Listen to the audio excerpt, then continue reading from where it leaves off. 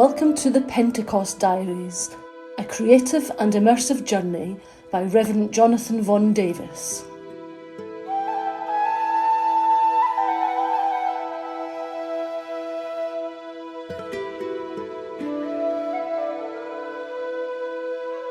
Saturday.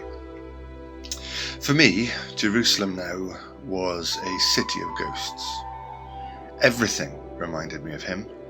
Everywhere I looked, there were memories. The hillsides where crowds had flocked to hear him, arriving hungry, leaving full. The street corners where Jesus had stopped to talk with people, some needing healing, some needing hope, but all finding help at his hand. The sheep gate, where lameness itself had got its marching orders from his lips. Streets lined with now semi-naked palm trees, their branches stripped of their leaves to carpet the way for the one whose arrival they had declared as blessed. These past years have been, quite simply, the most powerful experience of my life. Following Jesus, every day scattered with these miracle moments, feeling your heart and mind swell with a capacity you never knew possible. Sitting around him, listening as the flow of his words birthed new worlds, new possibilities, new opportunities. The kingdom of God, he had called it. And it seemed to be turning every place we went completely upside down, but the kingdom of Rome had called time on his party, and the festival had brought a very brutal and very definite end. It all felt too premature. A story cut short far too soon. Happier days. I remember as a young boy being up late one Passover with my grandmother. I was sat outside leaning on the wall of her home. She'd just finished packing everything away in the kitchen and came out for the cool of the late evening. Seeing me there, she collapsed next to me and threw her big arm over my shoulders. It was a stunningly clear night. The stars were beautiful. "Can you count them?" she would ask me, her old eyes still alive with wonder. "Count all those," I would say, and every time the answer came the same. "And yet we are more than all of these stars. We are Abraham's children, my boy. We're God's own people, the people of the promise." I loved my grandmother so much. There were times when the sheer force of her faith felt almost tangible to me. The way she would lay the Passover table and then tap her hands excitedly on the empty chair left for Elijah. Looking up, she would address the God whose promise still held hope for her, despite the long years the chair had been left untaken. "He's welcome any time," she'd giggle, disappearing back into the kitchen to retrieve yet more food and yet more wine. And then at the end of the Passover meal, she'd sing with tears streaming down her cheeks, "Next year, next year, next year in Jerusalem." Somehow around this table, the past, present and future all sat as welcome and equal guests. "Why does that song make you cry, Grandma?" I'd asked her that night. She turned her eyes once more to the stars. Her eyes glistened, tears gently gathering, her broad smile quivered. I couldn't tell for a moment if she was about to burst into floods of tears or fits of laughter. "Because he's coming," she said finally. "One day Messiah will come and we'll feast with him in freedom. Abraham's true and greater son, the prophet Moses foretold, the heir to the throne of David, and we will have a king. A land we can call home. Now that will be a party to remember. One day, my boy, one day, and who knows, maybe next year. Next year. Next year in Jerusalem." My young heart believed her every word.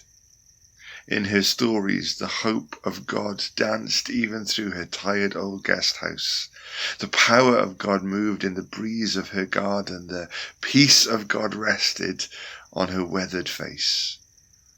Hers was a story as yet unfinished, but the quill of its author was still in his hand, still hovering over the parchment.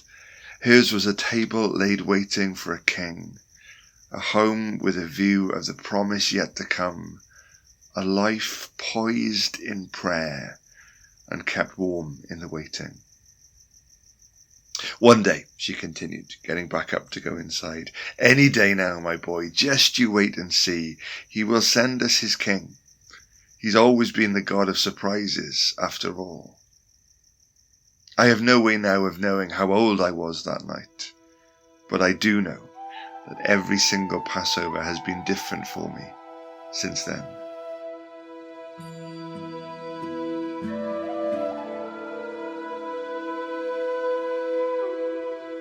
The day. All these years later, the day I met Jesus, I knew this was the day my grandmother had longed to see. This was the day that the whole nation, that the whole of the heavens were waiting for. He was my king. Jesus was my Messiah, my promised freedom. This kingdom of his that held so much hope and promise for all was just going to grow and grow from strength to strength until the time came when his rightful claim on David's throne would be undeniable. Being around him, you could feel it in the air. The redemption of Israel was near. It had to be. That is, of course, until Thursday evening. The chief priests had conspired to get rid of him for good. In a garden where he'd sought the sanctuary to pray, a whole garrison of soldiers invaded the serenity with torches blazing and swords raised. It was unthinkable, unimaginable, watching him chained and led away. But the very worst was still yet to come. Friday held yet more horrors too terrifying to recount.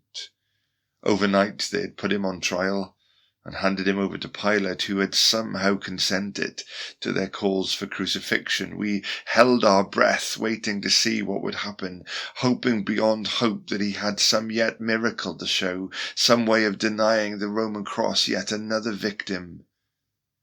But by the end of Friday, Jesus was dead, and with him had died all our hopes and dreams. After all, what use is a kingdom without her king? The following day, the Sabbath day, was the longest day of my life. Spent mostly huddled in hiding, longing for the light of day when the rule of Torah would allow us to travel far enough away from this palpable threat, from the pain of crushing disappointment, this accursed place, this city where the ghost of hope still haunts our steps.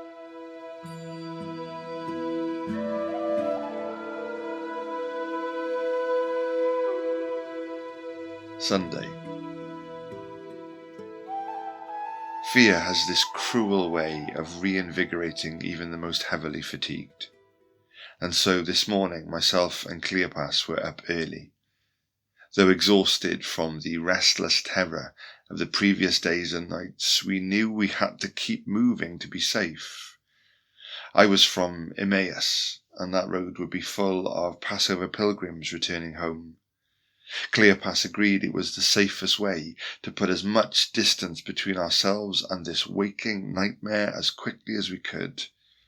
We would slip into the crowd together. I would return to Emmaus, and he would stay with me for the evening before slipping away once more at the first light of dawn. But Mary, Cleopas's wife, had got up earlier even than us. In fact, all the Marys were. There were 3 of them, and they were linked by more than just their first name. They were absolutely inseparable, doing everything together. So much so that Cleopas's wife had earned the nickname the Other Mary. Joseph of Arimathea, one of the members of the Jewish ruling council, had inexplicably offered his garden tomb for a place where Jesus' body could be laid. His reasons for doing so were unclear for the moment, but the women had followed the soldiers there and had seen Jesus' body sealed behind the stone entrance. Ever since they longed to return. The longer they were gone, the more anxious Cleopas was getting to leave. We began saying farewell to the brothers for what would probably be the final time, when the door suddenly burst open. It was the Marys. The still, careful silence of the morning was broken by the unwelcome volume of their celebrations.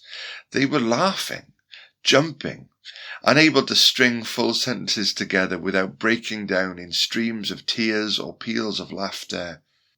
Sensing danger, Cleopas darted towards his Mary. In forced whispers, he brought the energy down low enough to find out where on earth this weird excitement had come from. "Angels," she kept saying, "angels." An angel rolled away the stone and told us to look inside. "He's not there, Cleopas. No, he's not. He's not in the tomb." And the angel told us that he is alive again. He's risen up from the dead.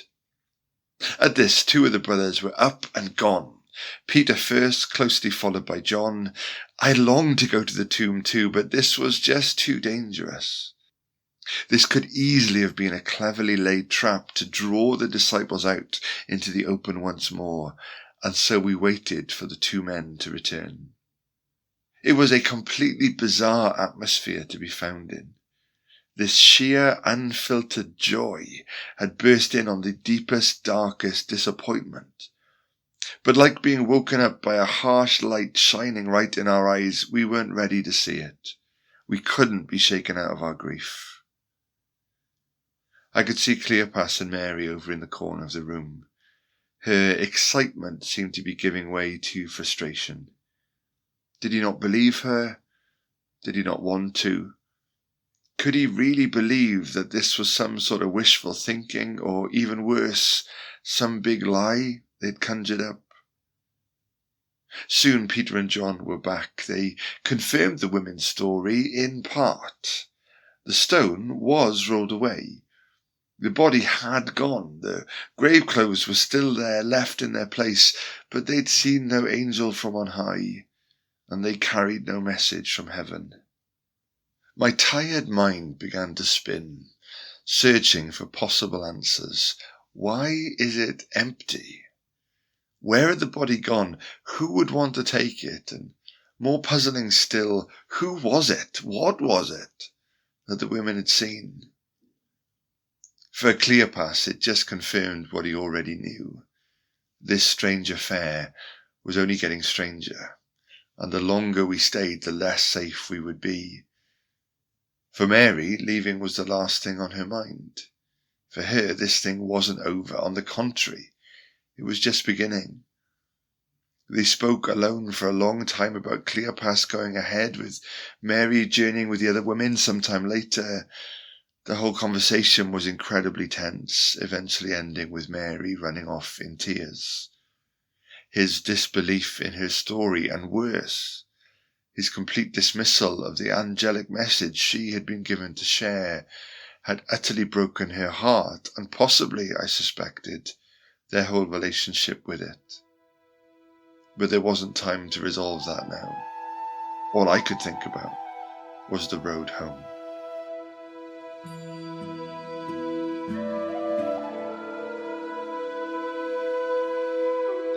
Home. Emmaus is a small town, about 7 miles east of Jerusalem, but is in some ways in the middle of nowhere.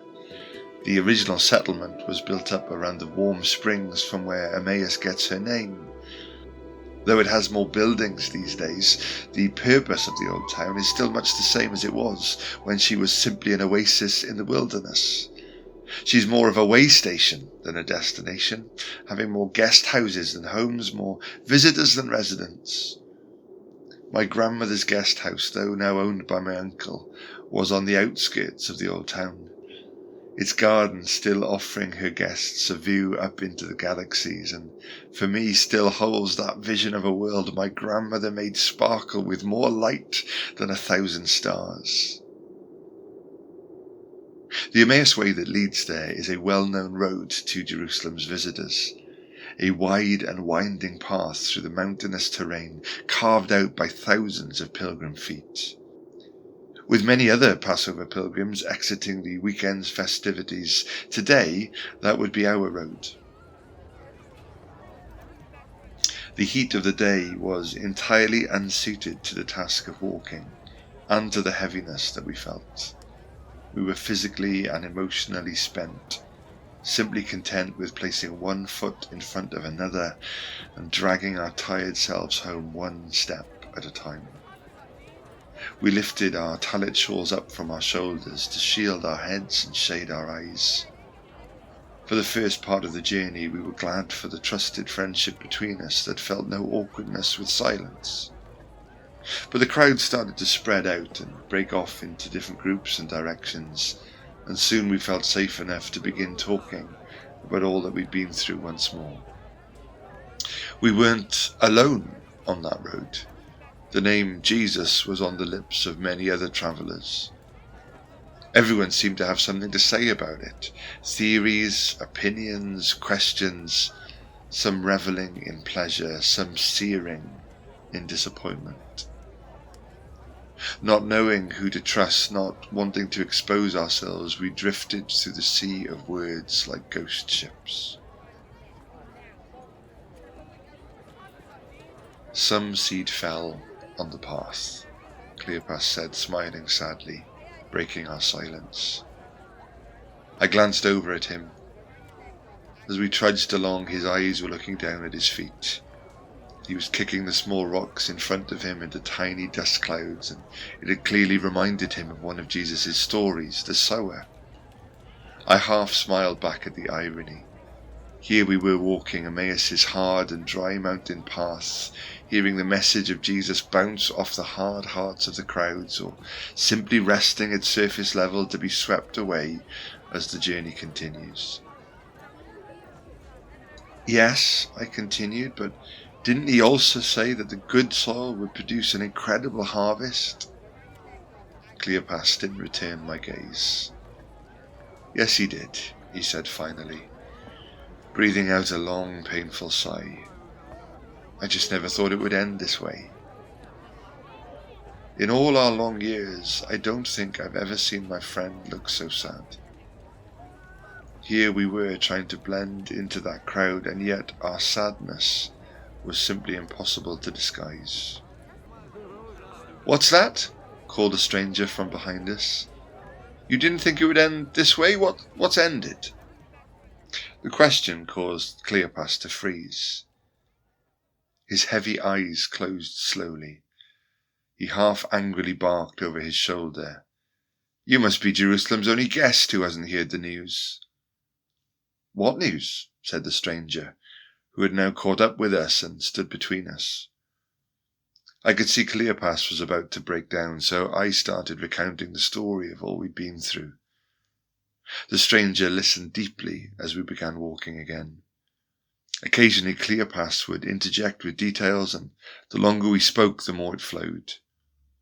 Eventually we got to this very morning, the weirdness of the women's story and the mystery of the empty tomb, and our story hung there in the air, an unhappy ending, an unfinished melody, an unresolved longing. The stranger had been listening, asking questions, nodding, but at the end of the story there was a long, pregnant pause. "Has it occurred to you," he started, "that you may have been more than a little thick-headed here?" Sensing our reaction, he raised a hand of caution. "Forgive me, but perhaps you've been a bit slow-hearted." Cleopas flashed him a look from under his shawl that let him know he was on borrowed time to explain himself. He quickly took up the invitation. "You said that you had hoped he might be the one. But don't the prophets tell us that the one must suffer before entering his glory?" His question alone gave me pause. Words of ancient seers began to swirl around my mind. Could he be right? Have we been looking at this all wrong? "It's all been spelled out quite clearly," he continued. "So maybe, just maybe, His death could be what actually confirms his claims of messiahship, not what kills it. Cleopas immediately seized on this. "The prophets," he said, "don't stop there. Tell me more." We seemed to forget about the crowds or our instinctive need for secrecy. Even our pace seemed to quicken as he walked us through, line by line, exactly why Jesus had been crucified.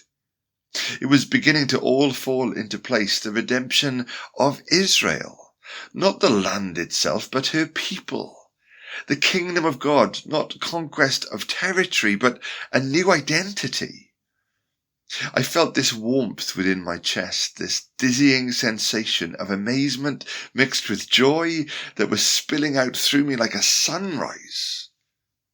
My heart burned within me. Jesus wasn't murdered. No, he had sacrificed himself in our place. The women were right. He wasn't dead. He had returned from the grave, just like it had been foretold all along. I had no idea where this stranger had got this all from, but his grasp of Torah, his understanding was so rich and real, his very words formed vivid pictures in my spirit, moving images in full glorious colour. But in no time at all we were at Emmaus's gates. Not far from the familiar site of my grandmother's guest house I'd come to know as home. "Well, the night is closing in," the stranger said, "and the road is long, so I'd better leave you here." "Leave?" Cleopas said sharply, his eyes looking at me intently. He didn't have to ask. "You can stay with us," I said quickly. "There will be plenty of room, I assure you." The stranger seemed unsure, glancing anxiously at the length of road ahead of him. "Please," Cleopas said, placing his hand gently on the stranger's arm. "It's already getting late. We really must insist."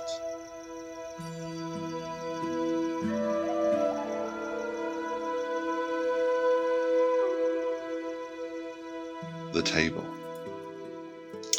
There around the table the talking continued.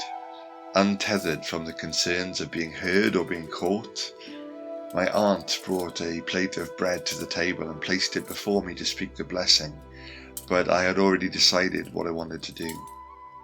Tradition honours the guest in speaking the blessing, but it was more than tradition that moved me to push the plate towards our unexpected travel companion. I wanted to hear him pray, with the faith that was alive in him, with that understanding and love.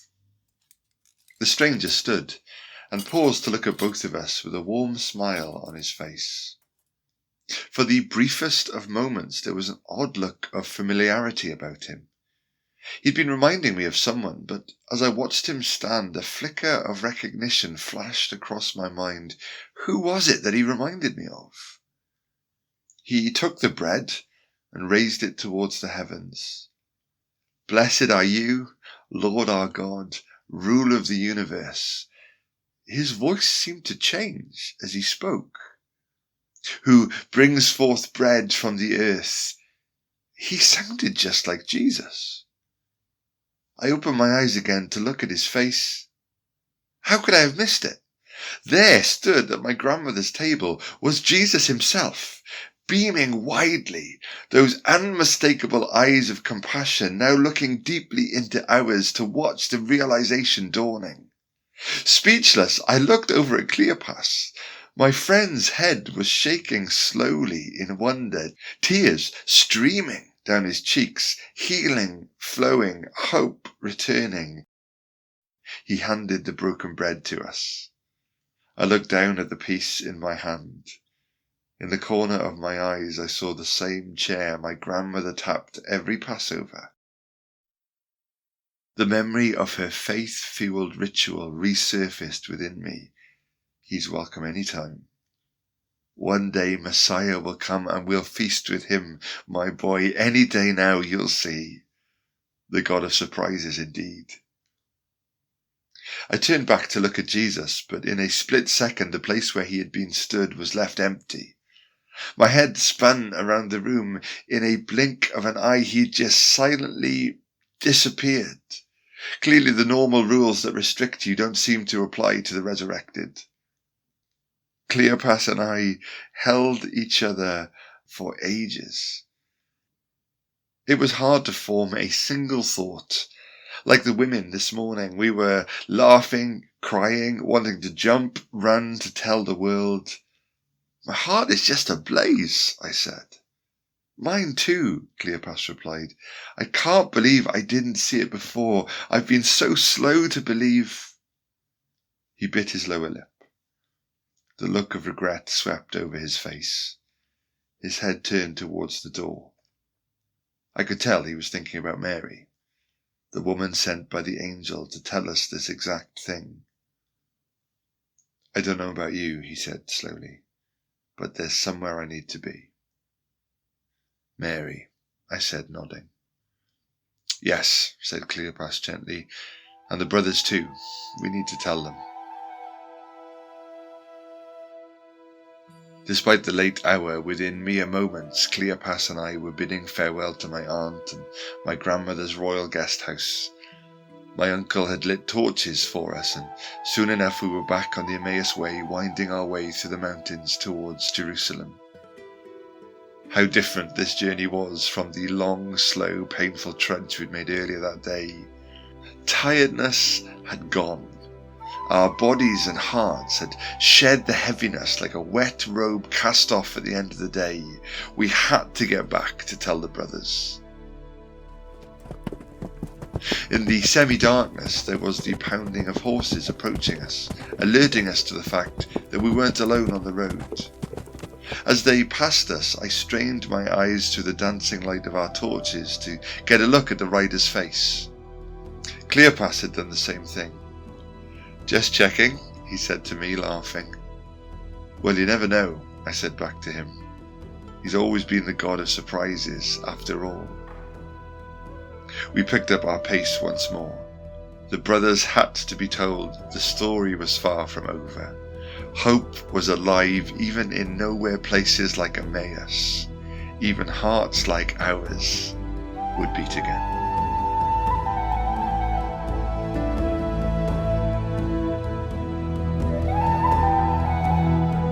You've been listening to the Pentecost Diaries, a creative and immersive journey by Reverend Jonathan Von Davis.